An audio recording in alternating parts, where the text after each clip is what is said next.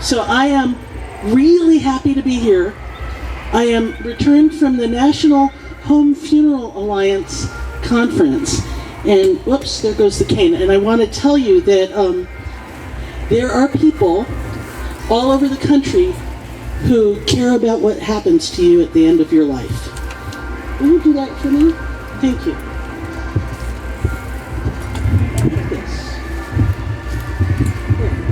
He's going to make it fit my mouth right. Thank you so much. He's a professional mic man. He is. He's done this for me before. Really nice to see.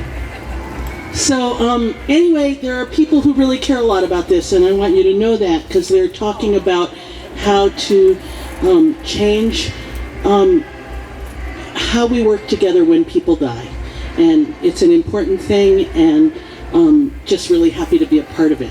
So, meanwhile, here we are, back amongst the friendly people of Western Massachusetts. I can't tell you how nice it is to get home.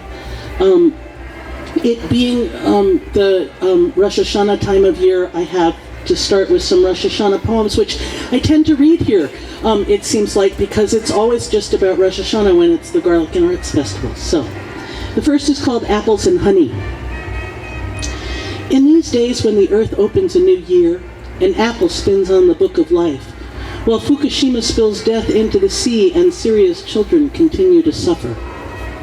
I will do my part for making things whole, cast the crumbs of my named misdeeds into the currents of conscience and forgiveness, small offerings from the loaf of accumulated days.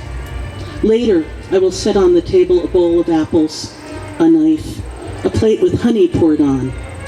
While the roundness of the year passes through our endings and beginnings, I will invite family and friends to rest a while. We will cut wedges from the apples, dip them in honey, sink our teeth through smooth skin to crisp flesh, and wait for the honey to mix with the tartness on our tongues so that for the time being we will know the world still has sweetness for us to savor. There's a Jewish tradition called Tashlich, which it's a custom this time of year where you take crumbs from your table and you give them the names of things you want to resolve or reflect on, or things you'd like to correct in yourself, or things you'd like to correct in the world, or misdeeds or mistakes, and you cast these upon the water. The water needs to be moving so that it carries away these things and brings you renewal. It's one interpretation anyway. But this is a poem for a day when I was in a rush. Tashlich. A hunk of 2-day-old challah chucked out the car window, aimed towards the flowing brook, intended to be dropped crumb by crumb with conscious reckoning of my year. All I had time for was to come around the curve with the window open, hoping to aim well enough to be forgiven all, to forgive all. Now it is done.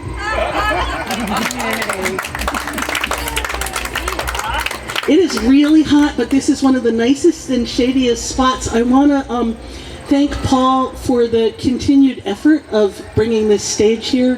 How many years now? 6, 7, something like that.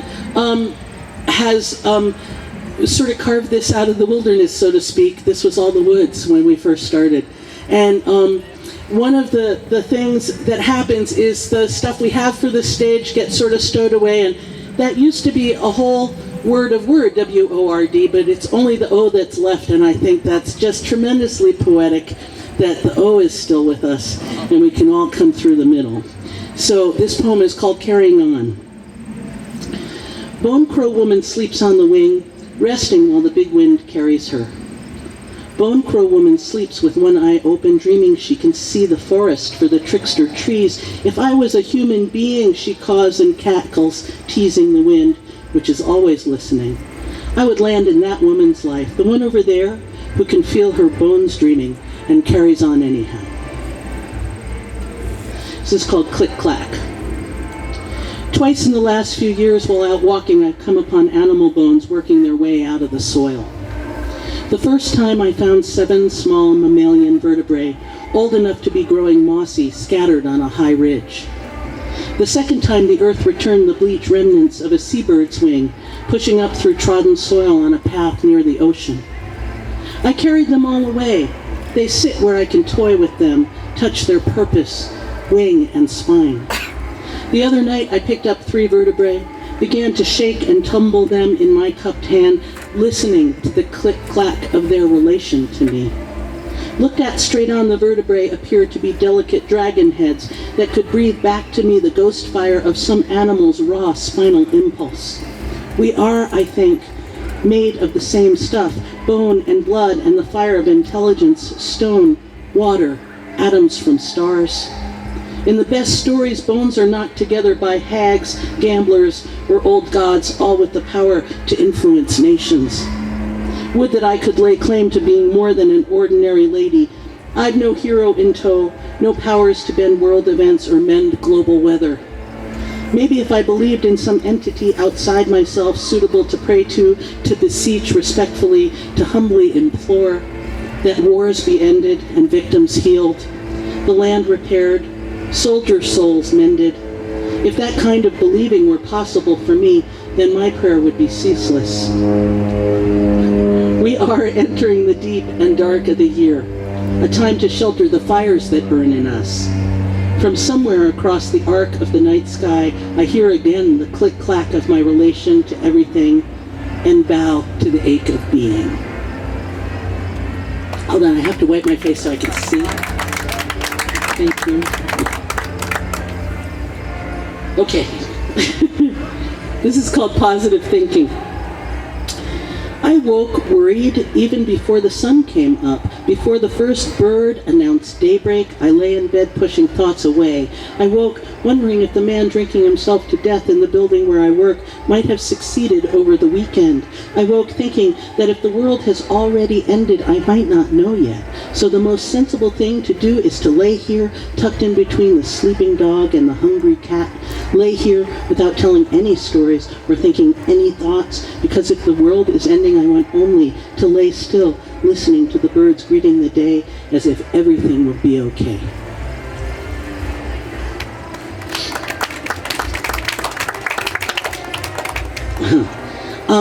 In my day-to-day work, I'm a funeral celebrant. I spend a lot of time, no, leave it, because it'll just fall again.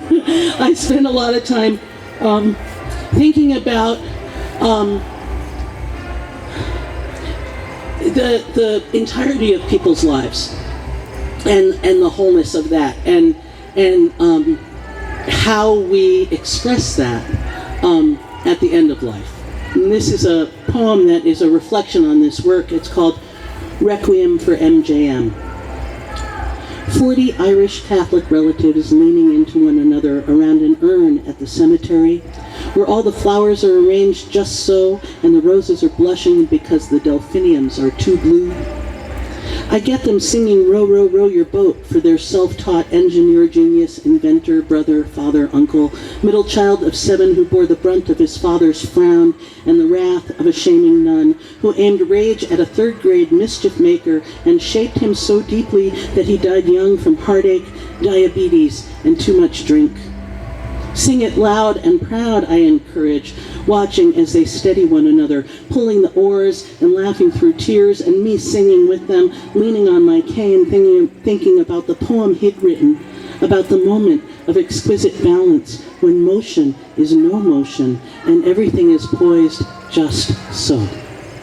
Leaning on my cane and singing loud, row, row, row your boat, humbled to the bone by the trust people place in me, gently down the stream, to hold the door ajar for just a while to this refuge for their sorrow and for their love.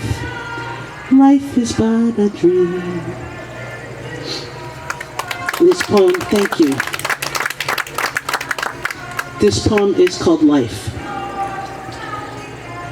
We meet often, Death and I, standing in the open, each on our own side of the threshold, each letting the wind carry what it will through the space we let be between us. When I have no mouth for making the shape of words, we will reach across the space, Death and I, to travel, cradled by the wind, embracing life.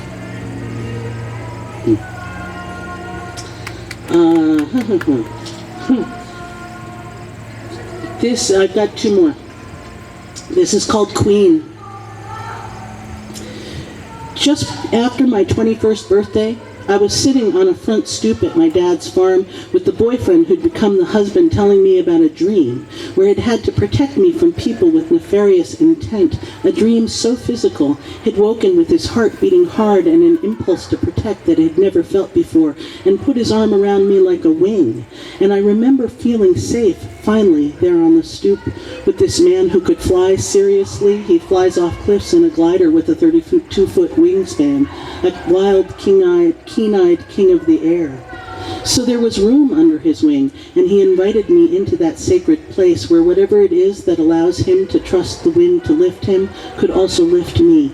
And it was like he made me his queen, and since then we've spun 35 rotations around the sun, and here I am on a ferry boat away on my own, remembering how it was to feel safe and cherished, because we've had a hard year of too much hospital and a long convalescence, and I'm well enough to be off on my own, and as nice as it is to know I can manage the luggage, I would prefer to lean into the steady beat of his heart as the water slides under the bow and the boat rocks a bit with the swell, and as I sit watching gulls dive through the spray in the boat's wake, barely moving a wing, then pulling up, tipping out and round again in a calibrated ecstasy of flight like love flown around and around the sun. I remember to remember the wing and the stoop. I whisper to the sea, and the sea whispers to me, remember to remember, you are a queen.